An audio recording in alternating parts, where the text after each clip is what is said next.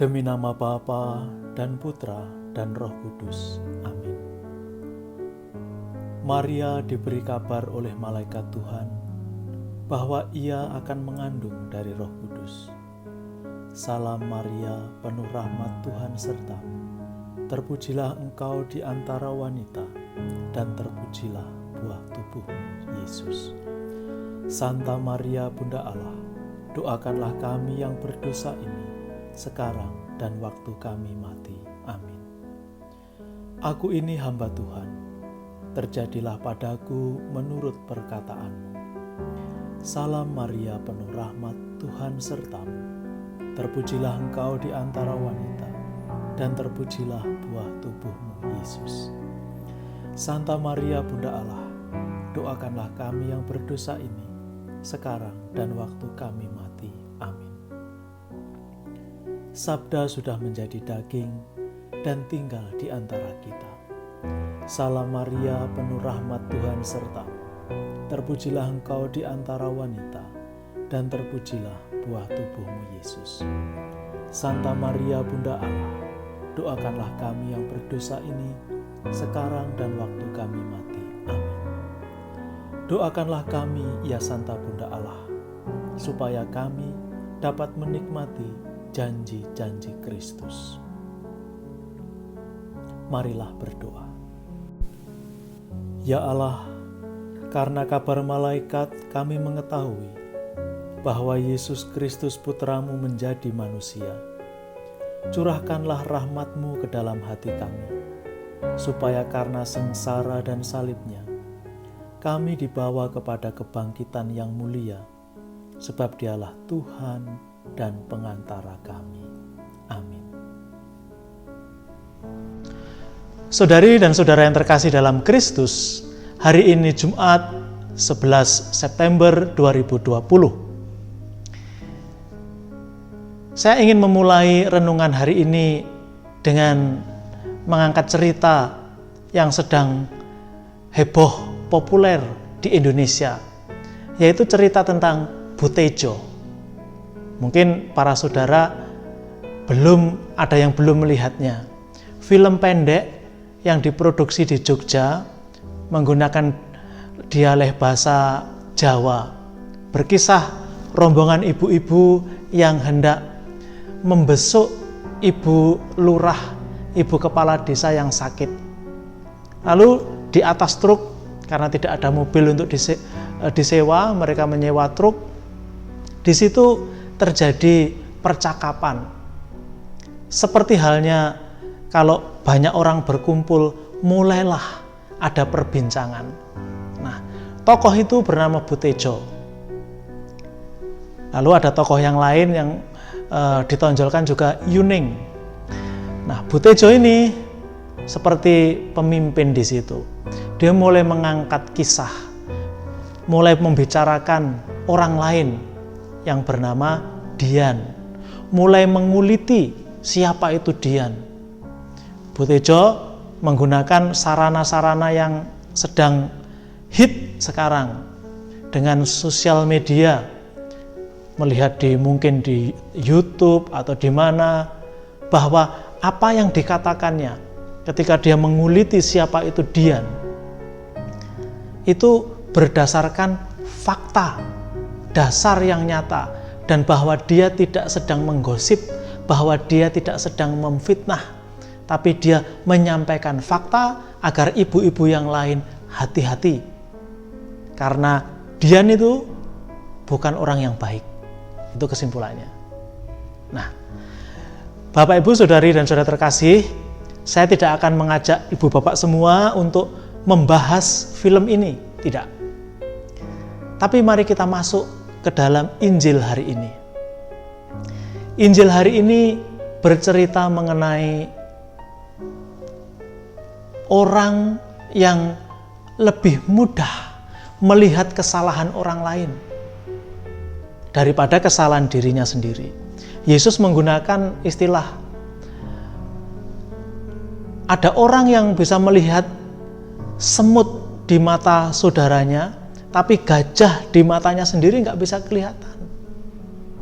Ungkapan ini juga sering kita dengar di dalam masyarakat, orang mudah melihat kesalahan orang lain dengan gampang mengadili, kamu salah, kamu kurang benar, kamu jahat, kamu tidak baik.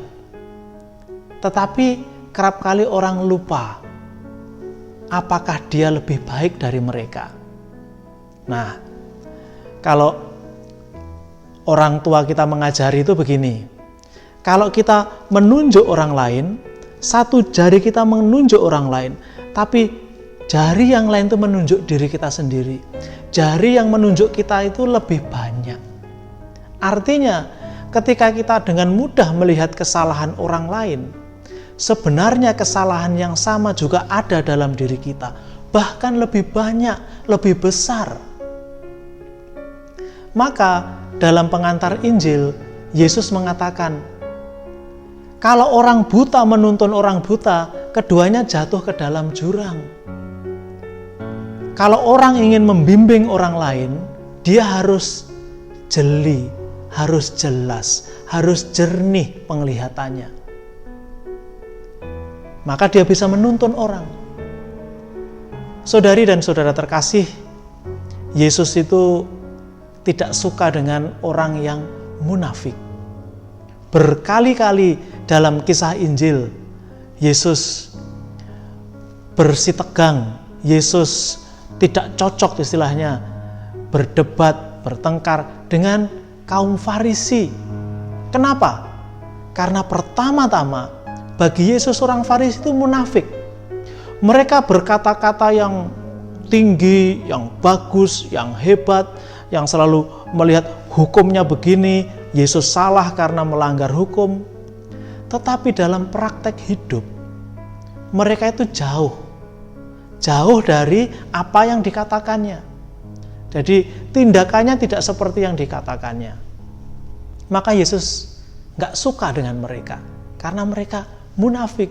Mereka tidak jujur, tidak tulus tindakan dan perkataannya, gak sama. Nah, lalu bagaimana dengan kita? Hari-hari ini mulai tanggal 1 kemarin kita masuki bulan Kitab Suci Nasional. Di lingkungan-lingkungan, di paroki-paroki, bahkan ada banyak kegiatan-kegiatan melalui live streaming. Bagaimana kita diajak untuk lebih dekat, lebih dalam mengenal Kitab Suci. Sebenarnya tujuannya apa? Apakah agar kita hafal Kitab Suci? Apakah agar kita mengerti arti setiap ayat dari Kitab Suci? Sebenarnya tujuannya sederhana.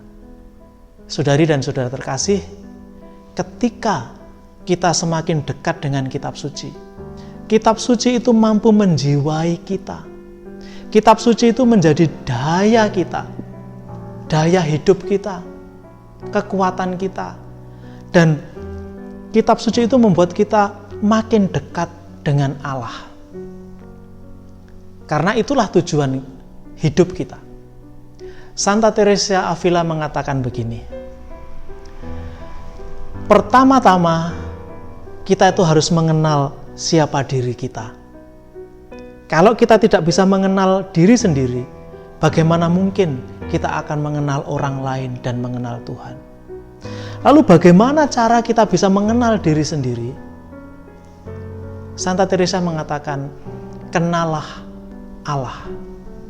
Karena Allah mengetahui diri kita lebih banyak, lebih dekat, lebih jelas daripada kita mengenal diri kita sendiri. Lalu, bagaimana kita bisa mengenal Allah? Beliau mengatakan, kenalah Yesus. Berkenalanlah dengan Yesus. Karena Yesuslah yang mengenalkan Allah kepada kita. Lalu, bagaimana kita bisa berkenalan dengan Yesus? Bagaimana kita bisa menjalin relasi yang baik dengan Yesus? Bacalah Kitab Suci. Karena di sanalah kita menemukan kisah tentang Yesus. Karena di sanalah kita bisa berkenalan dengan Yesus. Maka, saudari dan saudara yang terkasih dalam Kristus, kalau sekarang hari-hari ini kita membaca kitab suci lebih rajin, lebih tekun. Pertama-tama bukan agar kita hafal kitab suci, agar kita mampu menafsirkan semua ayat kitab suci, bukan.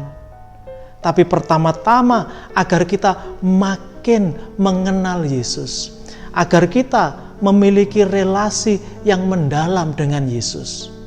Karena dari sana kita akan mengenal Allah lebih jelas. Karena dari sana kita akan mengenal diri kita dengan lebih baik.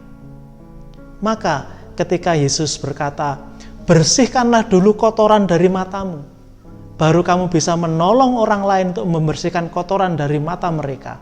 Artinya, kenalah diri sendiri lebih jelas. Jalinlah relasi yang mendalam dengan Allah. Karena dari situ kita akan bisa membantu orang lain. Membantu apa?